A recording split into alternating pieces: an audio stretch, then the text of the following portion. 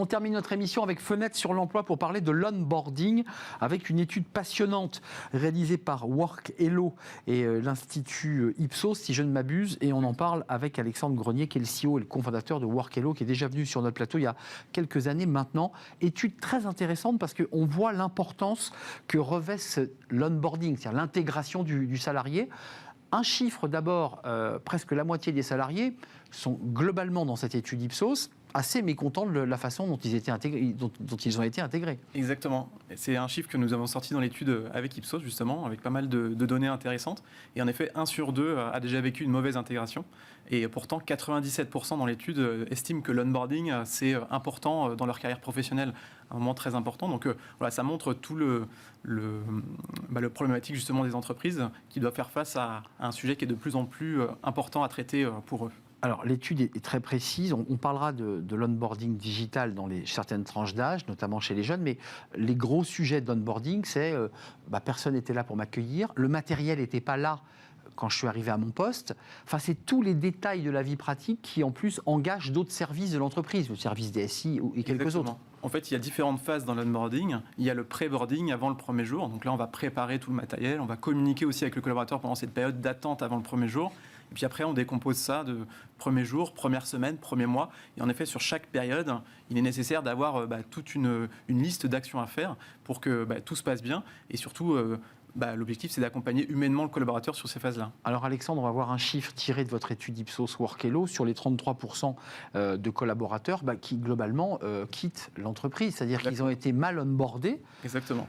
Ils ne se sentent plus du tout dans leur assiette. En effet. Et ils s'en vont. Sur les 800 personnes qu'on a interrogées dans l'étude, il y en a 33% qui nous ont indiqué qu'ils avaient déjà mis fin à leur période d'essai à cause d'une mauvaise intégration. Donc ça montre toute l'importance justement de cette étape clé dans la vie du collaborateur dans l'entreprise.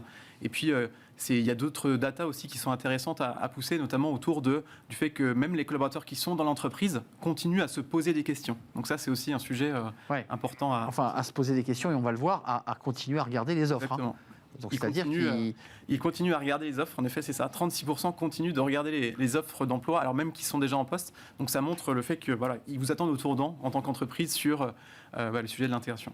Et puis, trois chiffres, mais 83% souhaitent clarifier leur mission rapidement. Ça, c'est une demande évidente. Soit 80% d'entre eux veulent une vision claire du parcours d'intégration parce qu'ils ont envie d'être pris par la main étape par étape, ce qui n'est pas toujours le cas. Et 79% préfèrent une formation progressive, pas leur donner en une semaine tout pour toute leur vie. J'évoquais tout à l'heure un sujet qui me semble intéressant.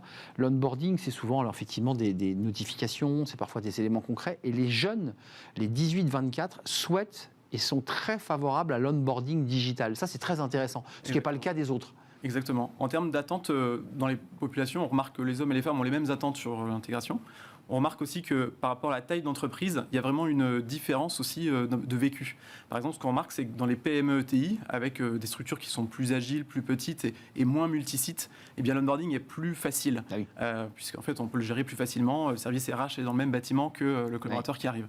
Par contre, sur les entreprises qui sont multisites, vraiment éclatées, là, à ce moment-là, il y a des vrais sujets sur l'intégration et on relève vraiment un manque des collaborateurs sur ces tailles d'entreprise-là.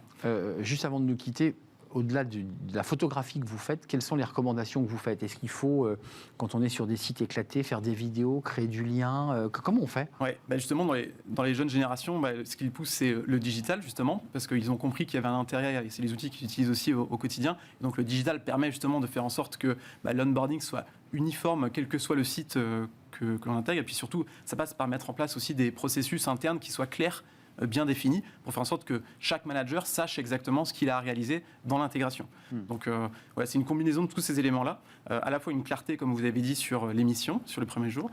Important, en effet. Le matériel bien préparé, l'administratif aussi qui est bien cadencé à chaque étape, la communication régulière pour rassurer, parce qu'il y a un vrai effet aussi de stress. Dans l'étude qu'on a sortie, il y avait aussi à peu près 70% des collaborateurs qui estimaient qu'ils étaient stressés ou soucieux en rejoignant l'entreprise.